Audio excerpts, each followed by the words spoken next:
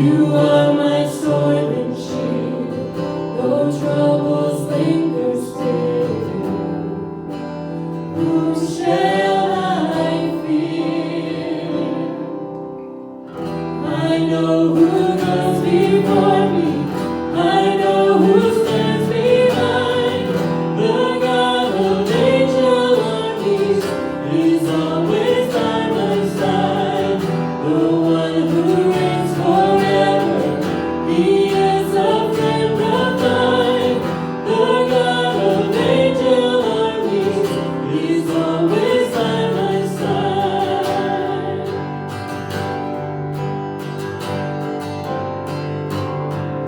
My strength is in your name, for you alone can save.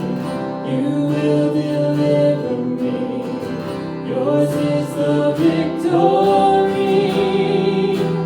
Whom shall I fear?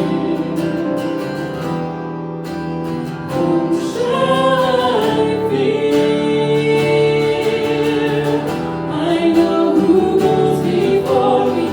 I know who stands behind. The God of angel armies is always by my side.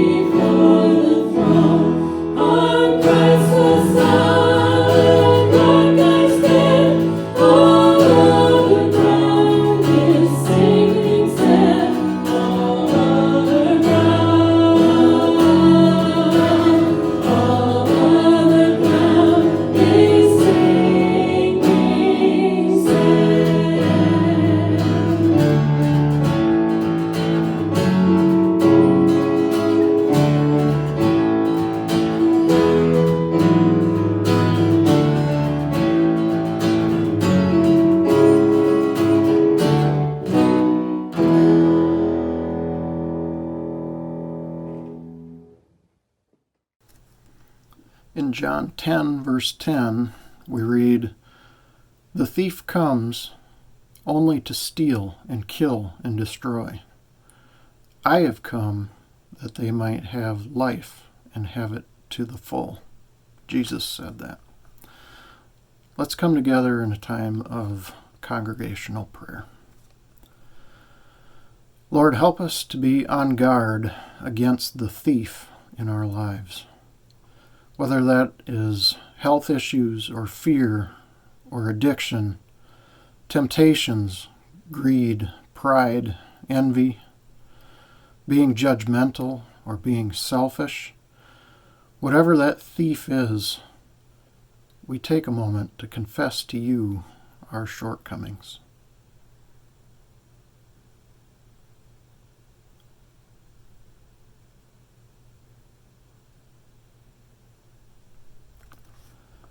Thank you, Lord, that you have come, that you laid down your life, that we might have life and have it to the full. Thank you that your love conquered evil. It is because of your Son's death that we can approach you, Father, and ask for these specific things. We ask that you would give wisdom to the doctors treating Beth Brower's mom, who has cancer. May the treatment or surgery be effective.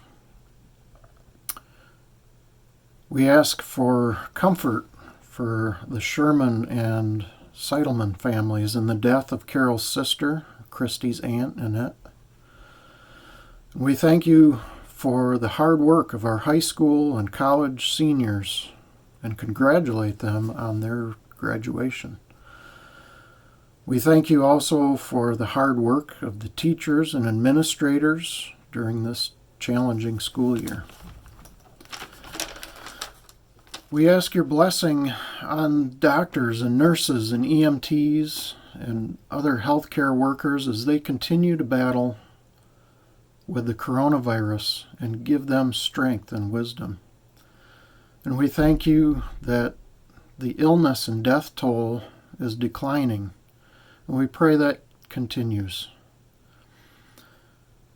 We also ask for wisdom for our church leaders and business leaders as activities start to open up again. May they make wise decisions also. We lift up our president and our governor and our legislators that they would make wise decisions also. And thank you, Lord, for our soldiers and sailors who have given of themselves to serve our nation, and for their families who have sacrificed also. We especially think of those who have given their lives that we can enjoy the freedom that we have as Americans.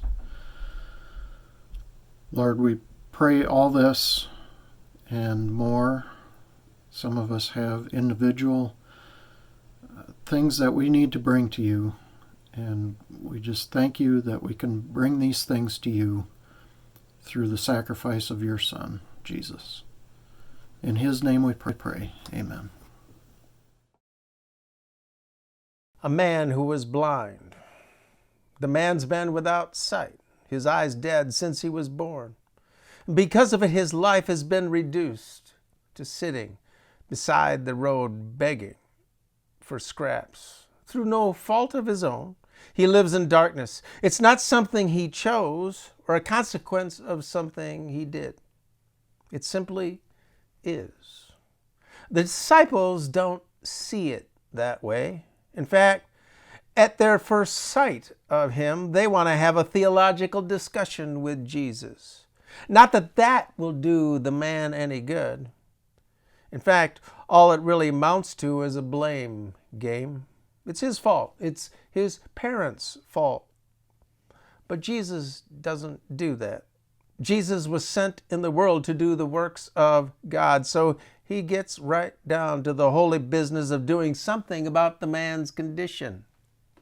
Jesus spits into the dirt. Jesus puts a little of himself into the earth, mixes his spit with the dirt together, smears it on the blind man's eyes, Here's mud in his eyes. And then Jesus, the one who told Nicodemus that he must be born of water and the Spirit, the one who told the woman at the well that he had living water to give her, the one who had just put spit and dirt on the blind man's face, Jesus told that very man, "Go, wash in the water I'm sending you to." The blind man goes to the pool fed by a fresh flowing spring. And he washes himself in the water. And when the dirt and the spit and the mud come off, the man gains his sight. For the very first time, he's cured. He's free of blindness. He's lived in all his life.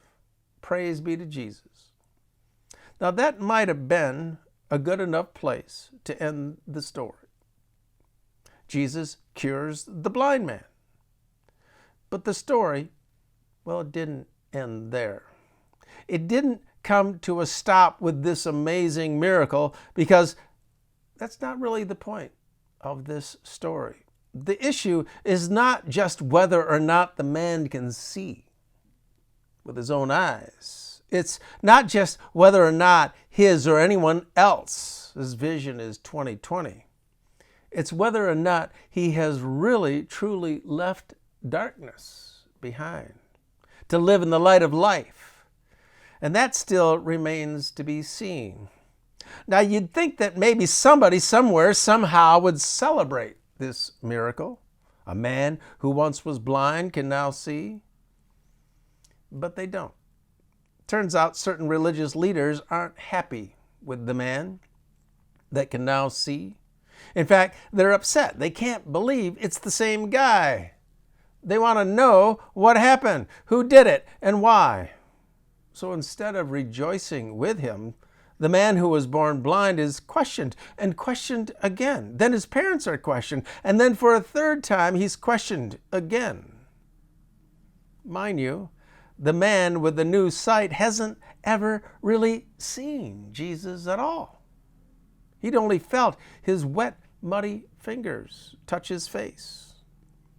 But every time he's questioned, his understanding of who Jesus is seems to grow richer and deeper. The first time he's asked, "How were your eyes open?" Jesus, the man who made mud. But then he will say of Jesus, he's a prophet. And then, despite the objections, he'll bear witness to Jesus as a man sent from God, who apart from God could do nothing. The more the man bears witness to Jesus, what Jesus did, who Jesus is, the less the authorities want to listen and see. Until finally, despite what the authorities can see with their own two eyes, they decide to trade the truth for a lie. And they convince themselves that the miracle didn't happen, and that Jesus absolutely was not from God, no way, no how. So they throw the man out. For a brief moment, it seems the man with the new sight, despite his miraculous cure, is alone. His witness, his truth, his miracle has been rejected. And then their eyes, it amounts to nothing. It doesn't even look like his parents want that much to do with him either. But then what happens? Jesus goes looking for the man with the new sight until he finds him. In love and grace, Jesus will come to him. And for the first time, the man who was born blind will see Jesus with his own eyes and then with his heart. And of course, having never seen him before, he doesn't know who Jesus is, not at first. But a moment later, when he not only sees Jesus, but hears Jesus say that he's the Son of Man, the Son of God, he believes. The man born blind, he believes and trusts in Jesus. And the man with a new sight falls to the feet of Jesus, lays his life before him, giving himself completely to Jesus, and worships him. So as the man who was born blind gone from darkness to the light, It didn't happen instantly. It didn't even happen when he was cured of his blindness. But consider this. Now he's with Jesus. He's with the light of the grace and truth. Light the darkness can never put out. And even the darkness of the cross, not even the darkness of death. He is with the very light of life, the very light of the world. He's with Jesus. He's with the light that saw a blind beggar and who stopped to do something about it. The light that cleanses and heals. The light of love and grace that seeks out the rejected and the abandoned and makes them children of God. And he believes, he walks, and he lives in the light of life. He's with Jesus. All along the way, the man who once was blind, but now can see, has been on a journey, not just from blindness to sight, but from sight to insight, from darkness to light, from life as a beggar to life with Jesus. I found this reading and I thought it was really interesting. And so instead of just reading the passage again, I hope that I hope you read it this past week, and that hopefully, this reading spoke to you. Okay, so what I want to do is I want to ask 4 questions this morning. Question 1, when were you blind? Number 2, how did Jesus make you see? Number 3, what was the reaction of others to your newfound sight? And finally, question number 4, where might you still be blind? I'm going to start with the first 3 questions as they sort of go in a row.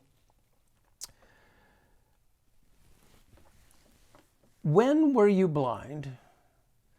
How did Jesus help you to see? And what was the reaction of others around you? And we'll save that last question. The last question will probably take the most time. But let me give you a few examples from my own life. Last couple weeks ago, I did a little message for Christian Leaders Institute on the church. And I prepared it, and I talked about how I was always bored with church as a child. I just didn't get anything out of it. And so I asked my wife if she could find a picture of me when I was 5 years old. Let's see, I think I have it here. There it is. So that's me when I was 5 years old. One of your assignments is to, which grandson do I look like there?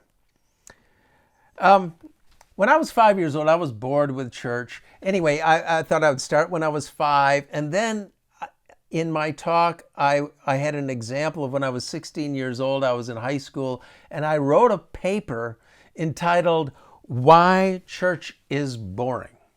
Okay, and then I was going to tell that story, and I was going to make that video that night, but then I didn't get to it. And then the next morning, I was eating my breakfast, and I was looking at the tub of pictures that my wife brought up that had all the old pictures that I went through.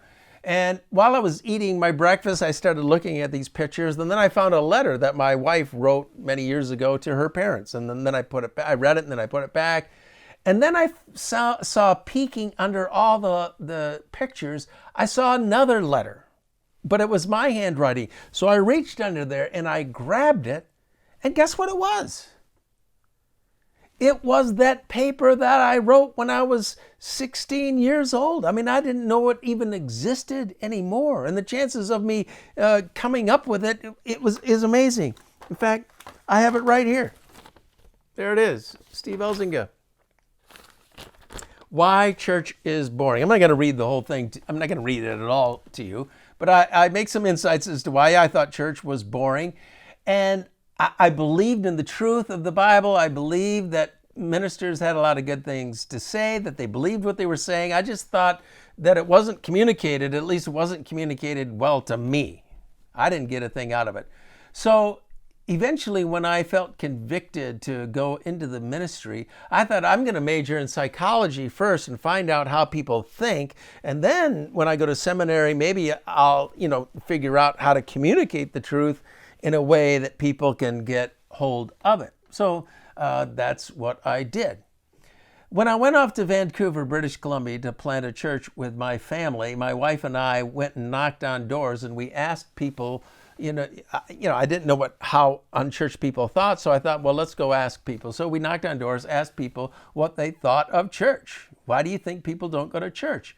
And the number one answer that people gave us was sermons, i.e., that's the thing I do, sermons are boring and irrelevant. And when we were done with that little assignment, I felt vindicated. I mean, that's how I felt growing up. The sermons were boring and irrelevant, and now unchurched people were saying the same thing.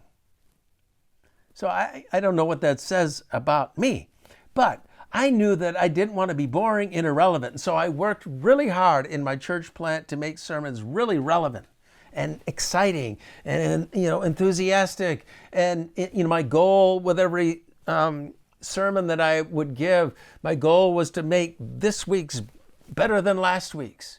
I thought, if I do a really good job, then you'll keep coming back. And people did. The church grew to 500 people in 3 years. But then I've told this story many times. I burned out, and I went off to Florida, and God, Jesus, literally met to me. I heard him audibly speak to me, and what I heard him say is, "You're missing the walk with God. You're entertaining people. You're creating a surrogate walk on Sunday. You're trying to make Sunday the people's walk." And yeah, it works for as long as you're up. But if you are depressed or you're discouraged, guess what? Your walk is going to take everybody else down. So I heard Jesus, I was convinced that I was doing the right thing, but I was blind, see? I was trying to meet one need. I thought sermons were boring and irrelevant, so I'm going to, try to not do that. But then I ended up doing something else. I was still just as blind as before. But Jesus came and he opened my eyes. And when he opened my eyes, I went to my church and I said, okay, I'm not going to keep doing what I'm doing. I'm going to try to figure out what a walk with God is. And if anyone wants to, join me in that, please let me know. So, question one was, how were you blind? I was blind because I was entertaining people, with my sermons. Number two, Jesus spoke to me and said, no, you got to get people into a walk with God. How did people react? When I presented that to the whole church, 500 people, 5 families came up afterwards and said, we want to know what a walk with God is as well. So a lot of times when God does something, when Jesus opens your eyes, the people around you don't necessarily go along with it. They're used to you being the way you are. And in some ways, people want to keep people where they are at. It's just easier. Well, that's one example. Another, I went off to the Philippines with my wife at my last year of seminary. And I went there to help. My goal was to help people. I brought my guitar. I was the first missionary of our denomination to bring a guitar. 80% of the people played guitar. So I played the guitar. I would go out and I would preach in the churches. I'd bring my guitar, and it was awesome. And people told me, Pastor, you're awesome. Okay? But I noticed that the students that I was teaching, when they went out, they didn't use the guitar. In fact, nobody used the guitar in the service. And so I finally asked them, I said, well, why don't you use a guitar? And they said, well, the guitar is a low instrument. I said, well, low instrument? Well, 80% everyone plays the guitar. Yeah, but it's a low instrument. I said, well, what's the right instrument? And they said, an organ. And I said, an organ? What do you mean an organ? I've never heard an organ in the Philippines. It's 95 degrees. It's 90% humidity. Well, the early missionaries in the 60s, early 70s, brought pump organs over. And the people thought that this is what proper worship was about. You needed to use an organ. Well, of course, the organs broke in the first year. So they didn't use any instruments at all. So I said to my students, I said, well, I still don't understand it, because when I go out there and I preach in the churches, I bring my guitar and I use my guitar in the service and it goes great. And then they said something to me. And this was Jesus opening my eyes, okay, because I was blind. And this is what they said. They said, yeah, well, you can do anything. You're a missionary. And when they said that, I heard Jesus speak to me. Steve, you think you're helping, but you're not helping. You're hurting. By going out there preaching, taking your guitar, going and doing all these things, and yeah, the people love you. They love you because you're a missionary. And these students can't be missionaries. They can't be white missionaries. So everything that I'm doing is unreproducible. It's not helping them. It's helping me feel good about myself. So when I heard Jesus, when my eyes were open, I said, okay, I'm not preaching anymore. I'm not going out there using my guitar. My job here is to help the students. Help the students do things so that they can stand on the stage and not me. Well, having my eyes open, now I see a lot of times, when I think I'm helping, I might be hurting. Am I doing this for me so that I can feel good about myself?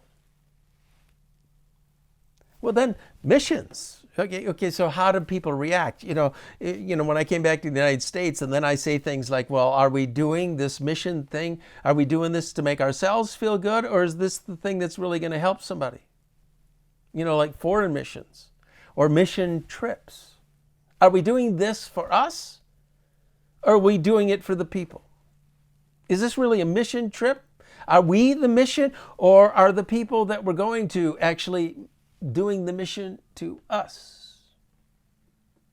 Maybe what we're doing when we go on a mission trip is just a Christian cultural exchange. We're going over giving something, and maybe they're getting something from us. I don't know, and we're certainly getting something from them. Well, how well does that go over? When I throw water on missions, people don't stand up and cheer. When I was 19 years old, I went on some kind of a mission to Ogden, Utah. And I was taught how to share my faith. I didn't know how to share my faith, so we were taught how to share the faith. And I went to this person's house, and it was a Hispanic lady. She had 5 children. They're 6 on down, running around. She was in the kitchen refrying the refried beans. And I was there, and I'm going to present the gospel as I was taught, and so I just did. And that presentation assumes that people don't understand what grace is, and I just need to clarify that, and bing, bada, boom, we're good. Well, she just graciously listened, and then we left. Jesus spoke to me that night. He opened my eyes. And what Jesus, pointed out to me was, you don't know a thing about that woman. You came in assuming that what her problem was, and then you proceeded to give her the answer to a problem that you assumed without finding out a thing about her. For all you knew, her husband just left the day before. And I'm coming in acting like I have something. I'm here. I'm bringing you the salvation that you need. And I realized I have to listen. Before I present Christ, before I present what I think I know, I have to be pretty sure that someone, that I understand that person. Okay, so I've shared some things. These are some examples from my life. What about you? Where have you been blind? Where were you blind? And where did Jesus show up and open your eyes? And what was the reaction? Maybe some of you were not raised in a Christian home, and at some point someone came along and they shared Christ, or maybe you started reading the Bible on your own, or some incredible event happened in your life, and all of a sudden Jesus opened your eyes and you saw the truth of Christianity. How did the people in your life react? Well, maybe some of them cheered. They've been waiting for it. But maybe others were real skeptical. Really? Well, we'll see what happens in your life. Because right now, yeah, you're all full of it, and you're saying all these things. You want to save everybody. But, we will wait and see what happens in your life. I don't know. Or maybe you were raised in a Christian home, but you were just going through the motions. You were just doing it because your parents did it. And you were believing these things because everyone around you did. But then something happened. Jesus showed up in your life in some dramatic way. Something happened where he spoke to you, and all of a sudden Jesus became real to you. And then again, what happened? How did people react? Well, some people cheered, maybe.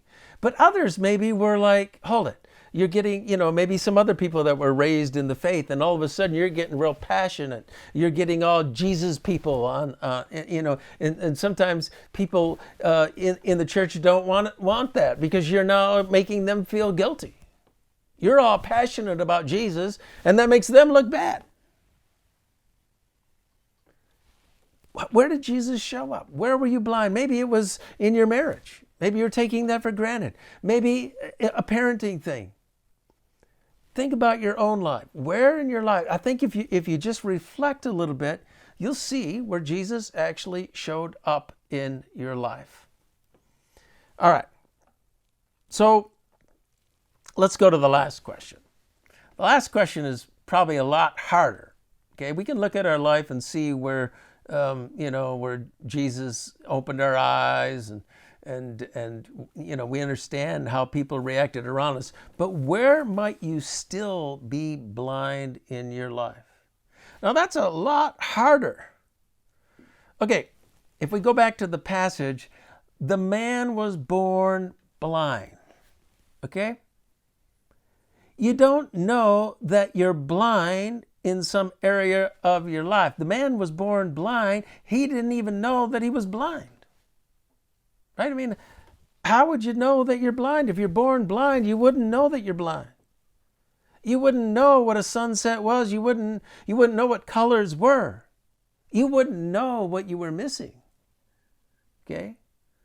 So if you're blind, and I'm saying think about an area that you're still blind, well, how do you think about an area where you're still blind? Because you can't know that. You're blind. You can't see it. You don't know that you are blind in some area of life. Well, how do you find out? Well, how did the blind man find out that he was blind? It wasn't from his own personal experience. If you're born blind, you have no idea what sight is. The man born blind probably found out that he was blind because someone told him. Someone tells you that you're born blind. Someone tells you. All right. Well, how does that go? How does it go when someone comes along and tells you that you're blind in some area of your life? In the game of pickleball, it's like tennis. Someone hits the ball on your side of the net, on my side of the net, and I see that it went out. I say, out. Well, that person across the way, might say, no, what are you talking about? That ball was clearly in. And then I respond by saying, well, I don't know if it was clearly in, but I saw it clearly out. Well, how could you see it clearly out? Because it was clearly in. Well, if it was clear, then how do I see something different from you? Because you're blind. Well, how do you know that you're not blind?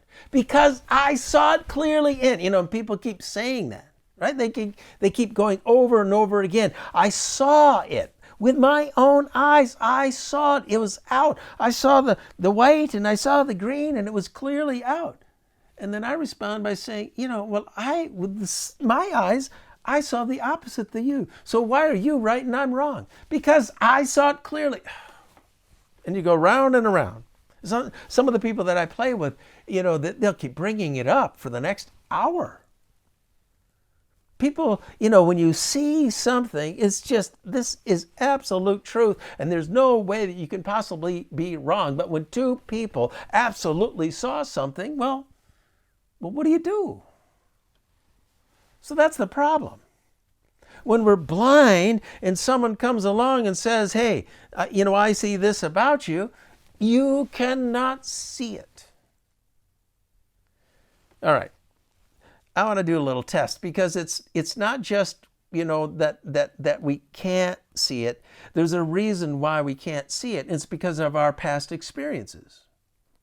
We all have different experiences, and we tend to see things based on our experience. I mean, everything that we see, we interpret from our past experience. When an infant is born, they see things, but they have no idea what they're seeing. They don't know that you're a person.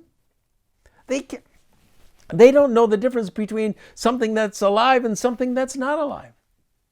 Those things are learned. All they see is light and different shades, and then they start feeling good because something good happens to them every time this set of colors shows up, and that's your face. And eventually they start putting these colors together in terms of a face, and they start associating those colors with you and the good things that you do. That's how they experience it. And if you're good, then when they see your face, they feel good. If you're not good, then they start feeling bad whenever they see that face. Our experience, dictates to us how we see things. So I want to do a little test, all right? So I'm going to show you a picture, and what I want is all the females, okay? All the females, I want you to look at this picture first. I'm going to show 3 pictures. So picture number 1, just the females, all right? So here we go, okay? So look at this picture and try to see what you see, all right? Okay, I want all the females now to close their eyes. I want all the males to open your eyes. And I'm going to show you this picture. Now, what do you see? Okay?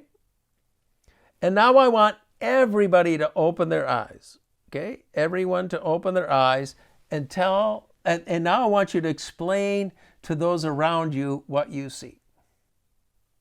Just go ahead and explain what you see. Now, my guess is that some of you see a young woman,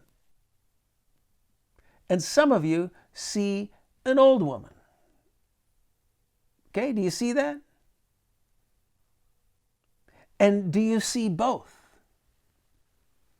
My guess it's really hard to see both. And the reason that it's hard to see both is because I preconditioned you to see one thing or the other. The first picture I showed was this. Okay, and I made it, sort of push towards the young woman, and the second one I made push towards the old woman, and then this one can go both ways. Some of you probably still can't see it. That's how strong a preconceived notion is, and that's what's going on in this story. Okay. Jesus gives new eyes to this man, and then it's the Pharisees, the teachers of the law, that have a problem with it. And they come to the man who has new eyes, and they say, who did this? Well, I don't know, Jesus did this. But then notice what they'll say. They'll say, we know that Jesus is a sinner. Well, how do they know that Jesus is a sinner? And so they have a preconceived notion of that this is not a good thing. Now, the reason they call Jesus a sinner is because Jesus healed this man on the Sabbath. Okay? Now, the Pharisees were teachers of the law. They read the whole Old Testament, and they identified 630 laws in the Old Testament, and then they expanded those laws. Because, for example, the 10 Commandments, you shall not work on the Sabbath. But what is work? Right? I mean, what is work? Is making dinner work? Is putting your shoes on work? So then there was categories of different kinds of work. So, for example, sewing. And on that day, sewing was work. Okay, but then they said, okay, but what is sewing? Sewing is when you take two things and connect them. Okay, so now there's a principle of connecting things. So buttons buttons connect something too. So we can't do buttons on Sunday because buttons is connecting, sewing is connecting, and it's all work. And so they kept debating these kinds of things. So what does Jesus do? Well, he gave new sight. I mean, was that one of their categories? No. But what did Jesus do? He took spit and he took mud and he connected them. Oh, see, now he's broken that law. So right away, they're like, Jesus must be a sinner. He's breaking, because that was their preconception of the law. How can you be, a godly person breaking the law? And that's all they could see. Right? They couldn't see. So it's impossible that this man can see. So they question him. Then they question the parents. Was he born blind? Was he really born blind? Parents say, yeah, he was born blind. Well, we don't believe it. They couldn't see what their eyes could literally see. Here's a man who was born blind and he can see. Now, they could have talked to the townspeople. I mean, it's really, really, really hard to hide the fact that you were born blind. This is not something you fake very easily. You're going to fake being blind your whole life? So that's our problem. That's our problem. How are we going to see where we're blind? Two things that we need to do. One, we have to be open to the possibility that we're blind in some area of our life. And when I mean blind, I mean where we clearly see that the ball is out, but the ball is actually in. And that's really hard. It's really, when you are totally convinced of things, and we're convinced of the things that we think we know. And then when someone comes along and says that we might be wrong, it's impossible. So to at least start with a humble attitude. I could be wrong. I could be wrong about things that I think that I am absolutely right on. That's number one. And number two, we have to ask people. I mean, the only way that the blind man that was born blind, the only way that he knew that he was blind is someone had to say it. That is the only way that he would be able to figure it out. And he had to trust that what they said was true because he can't prove it, right? Hey, you're missing the sunset. Really? Well, how's he going to prove that he's not missing the sunset? What can he do? So if you truly want to know if you're blind in some area, you need to talk to people that you trust. So talk to your spouse. Hey, are there any areas in our marriage where I am blind? Now that takes a lot of courage, because your spouse probably will come up with something. Or to come to your kids. Hey kids, as a parent, I want to be the best parent I can be. And I accept the fact that I could be blind in certain areas of my parenting. Could you give me a few hints about that? That takes a lot of courage. Or to come to your boss, or to come to your pastor, or come to a good friend. Come to a friend. Friend, what do you see in my life? And why would you do that? You would do it because who wants to go through life blind? I mean, I think blindness is one of the great fears that a lot of people have. Don't we want to go through life with our eyes open? So go to people. Those two things. First, you have to, come to the possibility that you could be blind in some area. And finally, secondly, ask people around you. Come to Jesus. That's a gutsy prayer. Jesus, you know me. You know me better than anyone. You know my good points and where I struggle. Lord, I don't want to be blind. I want to see. And the first step to seeing is to understand that I don't see. So convict me, show me, and then open my eyes. And then give me the courage when people fight against my blindness. I want to leave you with the words that the blind man said. He said it early on. The Pharisees came to him and they started questioning him, and they started out, we know that Jesus, this man that you claim gave you new eyes, we know that this man is a sinner. So now what do you got to say? And the man says, well, I don't know if he's a sinner or not. All I know is that I was blind, but now I see. There is no greater testimony than that. When Jesus gets a hold of your life, when Jesus changes your life, there is no one that can speak against that. So ask Jesus to do that.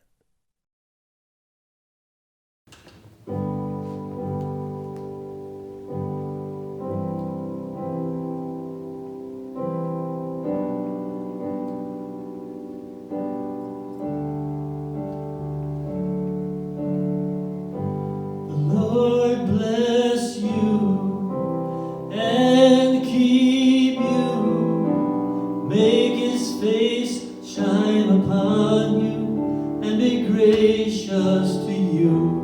The Lord turn his face toward you and give you peace.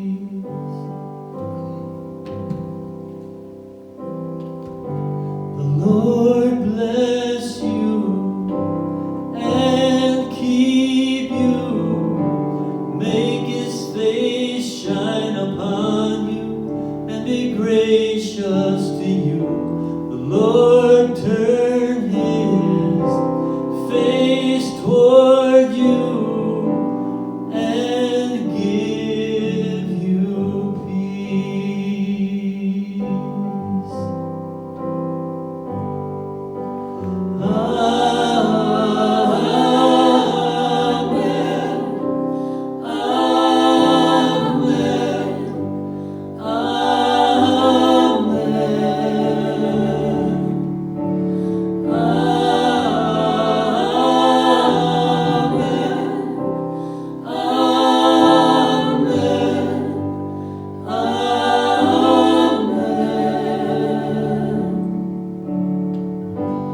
Lord bless you and keep you. Make his face shine upon you and be gracious to you. The Lord turn his face toward you and give you peace.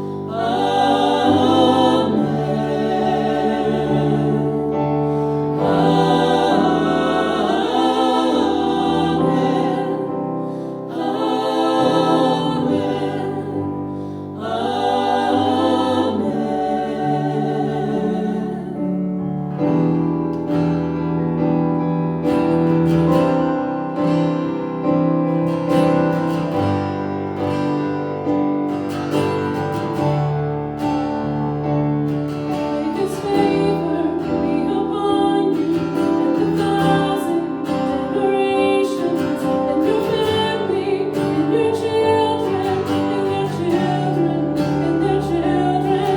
May his favor be upon you